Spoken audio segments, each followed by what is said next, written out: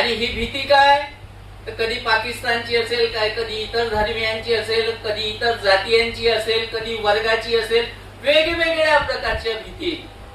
आणि मग एकदा भीती निर्माण केली की मग याचा पालनहार कोण, याच्यामधनं सुटका कोण करून देणार, तर मग आमच्याशिवाय पर्याय नाही, आम्ही सुटका करून देऊ.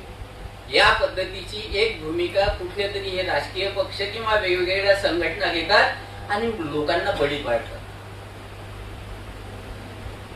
म्हणजे मी सांगताना असं सांगितलं की जो अर्थशास्त्राचा विद्यार्थी आहे त्याला समजायला नाही पाहिजे का की आपली जो काही हा गावगाडा सुरू आहे, या गावगाड्यामध्ये खरंच एक सरकार कितीही वरून आणू शकते का, की तुम्हाला 100 दिवसात 200 दिवसात महागाई कमी करून देऊ, अर्ध्या पैशात पेट्रोल देऊ, 35 रुपयात पेट्रोल देऊ, 30 रुपयात पेट्रोल देऊ, या घोषणा झाल्या की नाही झाल्या, त्या सगळ्याच पक्षांनी केल्या.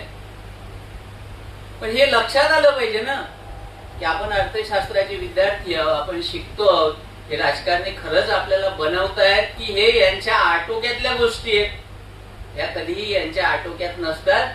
म्हणून आपला हा तर्कवाद करणे, हा तर्क विकसित करणे, मग ते बुवाबाजीच्या क्षेत्रात असेल, ज्योतिषाच्या क्षेत्रात असेल, तो आर्थिक क्षेत्रात असेल, तो सामाजिक क्षेत्रात असेल, तो आपण आपल्या सगळ्यांनी विकसित करत नेला पाहिजे. म्हणजे हे माझ्या सहकार्यांना तर माहितीच आहे. म्हणून मी पहिल्यांदाच असं म्हटलं की आम्ही एकमेकाची पाठ खाजवत बसलेलं, पण जे इतर विद्यार्थी पाठीमागे आहेत त्यांच्यापर्यंत हा विचार पोहोचला पाहिजे. आपण तर्कवादी बनणं हे किती महत्वाचं आहे. बोलताना असं वाटतं की हा वैज्ञानिक दृष्टिकोन म्हणजे काहीतरी वेगळा आहे, काहीतरी लॅबोरेटरीमध्ये किंवा लॅबमध्येच हा शिकवला जाऊ शकतो किंवा सायन्स मध्येच हा शिकवला जातो, असं नाही. हा वैज्ञानिक दृष्टिकोन आपल्या रोजच्या जगण्याचा हा भाग असला पाहिजे.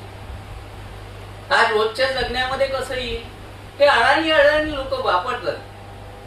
आमचे एक मित्र नेहमी उदाहरण सांगायचे की एक जावई जर सासरवाडीला आला आणि सासरवाडी जर एखाद्या 1000-2000 लोकवस्तीच्या गावामध्ये त्याची असेल, या सासरवाडीमध्ये गेल्यावर या जवायाला जर नवीन लग्न झालं, सासरवाडीला गेला आणि तिथे जर त्याला सवय असली की रात्री नवटाक मारल्याशिवाय झोपच येत नाही, या पद्धतीचा जर जवाई असेल, तर तो सासरवाडीला पहिल्यांदाच जेव्हा गेला